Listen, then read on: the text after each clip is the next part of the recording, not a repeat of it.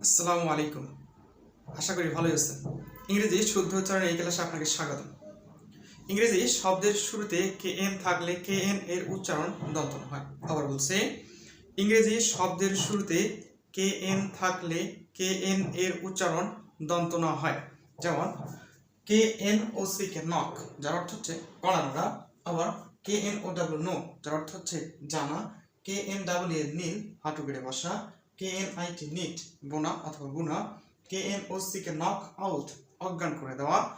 Knife, ছুরি। Night, যোদ্ধা। Knowledge, জ্ঞান। নি, হাঁটু। নাও, হাতল।